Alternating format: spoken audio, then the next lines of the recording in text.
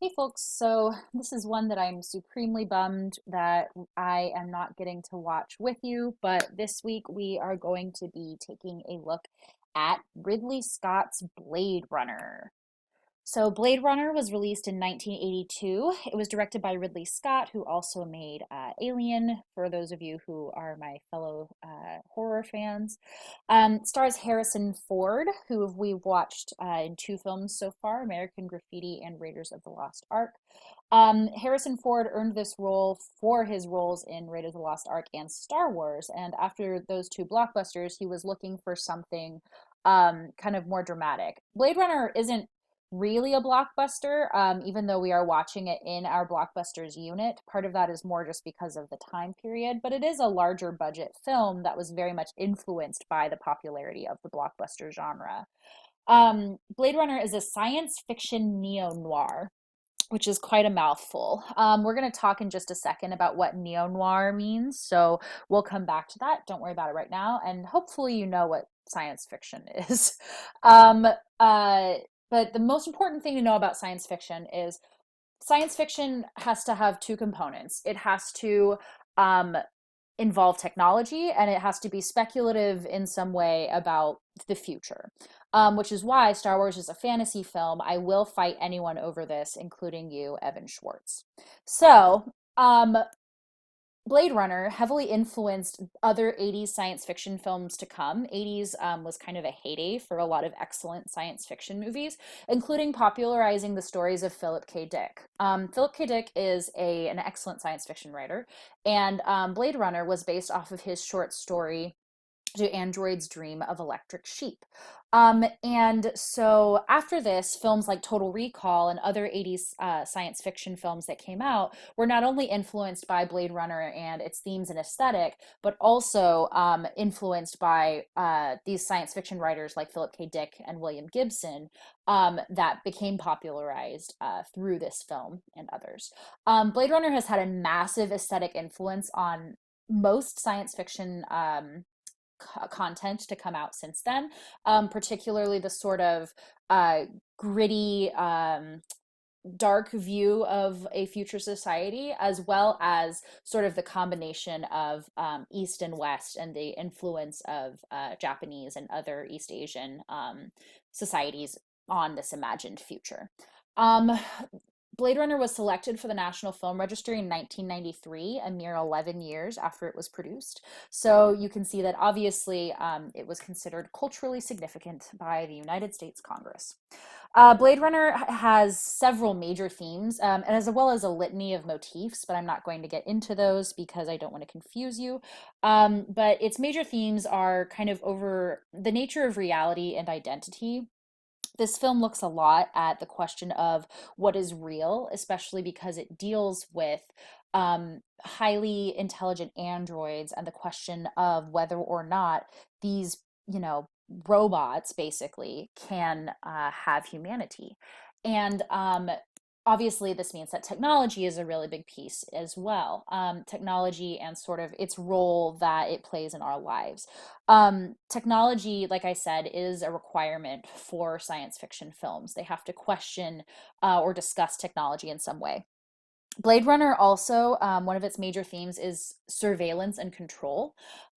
So you, because of the kind of scene dressing uh, that they did in this film, you kind of have this feeling, this omnipresence of being watched, both through faces and advertisements, and as well as the control that the government and state try to exert over these androids, these robots, who are trying to assert their rights. I'm speaking kind of sporadically because I'm trying to not include any spoilers or anything like that. So we'll talk about this more next week when we have our discussion over Blade Runner.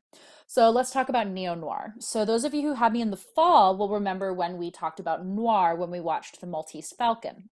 So you'll remember that noir is the French word for black. And so noir film specifically referred to dark film.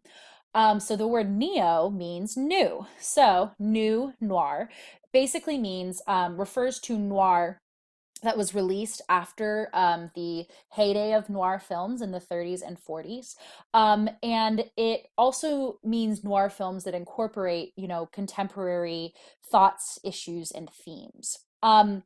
Neo-noirs retain the stylistic characteristics of noir, such as chiaroscuro, which is the use of extreme light and dark, as well as visual disorientation through mirror, like literal smoke and mirrors, not just figurative smoke and mirrors, Dutch angles, low angles, things like that. And neo-noirs also have the same themes as old school noirs. So that includes a complex view of morality, usually an anti-hero who isn't necessarily a good or bad person specifically. Remember Sam Spade and how, he did the right thing most of the time, but was also very self-interested. Femme fatales, which are women who the lone protagonist falls for and who ultimately lead to their doom. And just kind of a general cynicism, which, if you don't know, cynicism or being cynical means having a very like dark or negative viewpoint of the world. So, some examples of neo-noir. We did talk about neo-noirs last semester, and we'll get more into this if you take my Film 2 class, where we can really kind of get deep into the noir genre. But Rian Johnson's Brick is an excellent example of a neo-noir. Bong Joon-ho's Memories of Murder is also a very good example of neo-noir.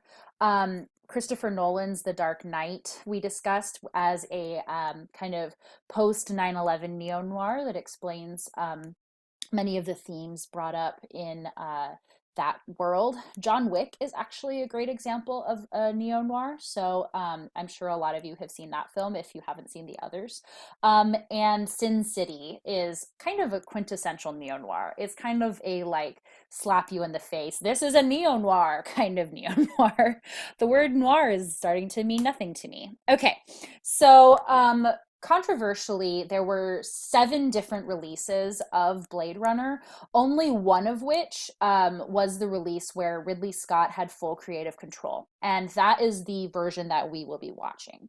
So, studios, the reason for this is that the studio that controlled Blade Runner, that put it out, so they initially, oh gosh, sorry, they initially released a theatrical cut that made creative changes that they wanted.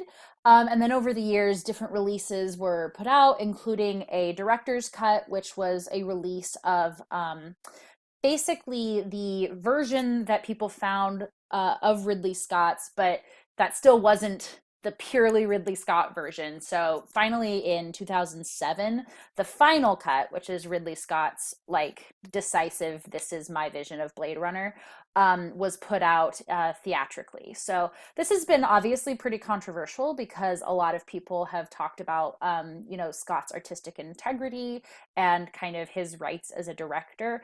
Remember, this is in a period, this is in kind of a post-auteur period. Remember, in New Hollywood, directors had an immense amount of creative control because this was sort of uh, the time of the auteur. Now, of course, auteurs still existed after New Hollywood, but with the rise of blockbusters, directors start to have less creative control, which means once again more power is put into the hands of studios.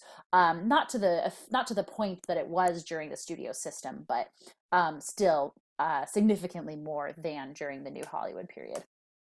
Okay, so y'all are going to watch Blade Runner. Now, one thing I want to point out, the link is on your Canvas page under modules. And this one is available on Netflix, so should be pretty easy for most of you to watch. However, in the event that you don't have Netflix and you decide to rent this on a different platform, please, please, please, please, a million times please, make sure that you are watching the final cut, because if you don't, it is very possible that you will see a completely different ending than the rest of your class, or that there may be story elements, things like if there's a voiceover, you're watching the wrong version. So if you are seeing that completely different version, it's going to be hard for us to all talk about it on the same level. Or maybe it will be interesting. I don't know. But let's not find out. Please make sure it's the final cut when you rent Blade Runner. Although you don't need to rent it if you have Netflix, which I'm guessing 99.999% of you do. Okay, as always, let me know if you have any questions. I'm really excited to talk about this movie. I'm so bummed that we don't get to talk about it in person, and I will see you guys soon. Bye.